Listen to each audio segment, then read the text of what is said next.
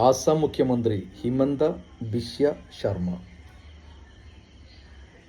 ആസാം മുഖ്യമന്ത്രി ഹിമന്ത ബിശ്വ ശർമ്മ മുസ്ലിങ്ങളുടെ ഓട്ടോയിൽ കയറി കഴിഞ്ഞാൽ മീറ്റർ 5 രൂപ ആയി കഴിഞ്ഞാലും മീറ്ററിൽ 5 രൂപ ആയി കഴിഞ്ഞാലും 4 രൂപ കൊടുത്താൽ മതി. ഇനി ഓട്ടോക്കാർ തർക്കിക്കാൻ നിൽക്കുമെങ്കിൽ നമ്മുടേതാണ് പോലീസ്. അവരെ മർദ്ദിച്ച് പോലീസ് ഓട്ടോക്കാരെ കൊണ്ടുപോകുന്നാണ് പറയുന്നത്. മാത്രമല്ല, ഇവൻ്റെയും BJP-യുടെയും കർത്തവ്യം അത് മുസ്ലിങ്ങളെ പരമാവധി ദ്രോഹിക്കലാണെന്നും പറയുന്നുണ്ട്. എന്ത് നല്ല മുഖ്യമന്ത്രിയിലെ ഒരു സംസ്ഥാനത്തിൻ്റെ മുഖ്യമന്ത്രിയാണ്. ജനാധിപത്യ ഇന്ത്യയിലെ ഒരു സംസ്ഥാനത്തിൻ്റെ മുഖ്യമന്ത്രിയാണ്. നാനാത്വത്തിൽ ഏകത്വം, റിപ്പബ്ലിക് ഡേയുടെ അന്നാണ് വേണ്ടി പ്രസ്താവന. എങ്ങനെയുണ്ട്? അവിടുത്തെ ജനങ്ങളുടെ ഒരു ജീവിതം ഒന്ന് ആലോചിച്ച് നോക്കിയാൽ, അവരുടെ ഒരു അവസ്ഥ ആലോചിച്ച് നോക്കിയാൽ. ഇവനൊന്നും ജനാധിപത്യ രീതിയിൽ എന്തായാലും വോട്ടെടുപ്പിലൂടെ വിജയിച്ചതാവില്ല. അധികാരത്തിൻ്റെയും ആയുധത്തിൻ്റെയും കുന്താളിപ്പാണ് ഇവനൊക്കെ കാണിച്ചു കൂട്ടുന്നത്. അപ്പോൾ ഏത് പാവപ്പെട്ടവൻ്റെയും മേൽ കുതിര കയറാലോ. പ്രതികരിക്കില്ല എന്നുള്ളവരുടെ മേലെ ആർക്കു വേണേലും കയറാലോ, അല്ലേ?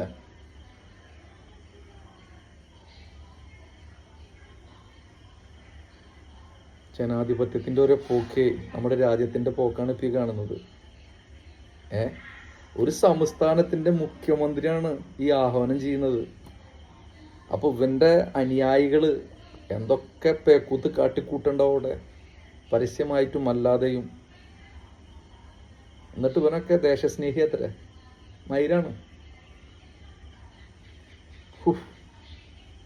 വെറുതെ അല്ല കേട്ടോ നമ്മുടെ കേരളം ദൈവത്തിൻ്റെ സ്വന്തം നാടാന്ന് പറയുന്നത്.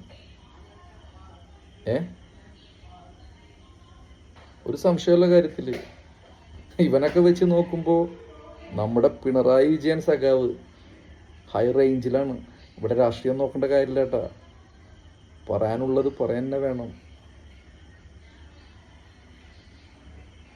ഒരു സമുദായത്തിനെ ഉന്മൂലനം ചെയ്യണമെന്നാണ് ഒരു സംസ്ഥാനത്തിൻ്റെ മുഖ്യമന്ത്രി ആഹ്വാനം ചെയ്യുന്നത്. ന്യായമായി ജോലി ചെയ്തു കഴിഞ്ഞാൽ അവർക്ക് വേതനം കൊടുക്കാൻ പാടില്ല എന്ന്. ആ വേതനം ആവശ്യപ്പെട്ട് കഴിഞ്ഞാൽ അവരെ മർദ്ദിക്കണമെന്നാണ് പറയുന്നത്. എത്രത്തോളം ദ്രോഹിക്കാൻ പറ്റും അത്രത്തോളം ദ്രോഹിക്കുമെന്നുമാണ് ഈ മൈരം പറയുന്നത്. ഒരു സംസ്ഥാനത്തിൻ്റെ മുഖ്യമന്ത്രി. എന്തായാലും ഇതൊക്കെ ഒറ്റ കാര്യം തന്നെ ഉള്ളോ, തൂറാത്തോൻ തൂറുമ്പോൾ തീട്ടം കൊണ്ട്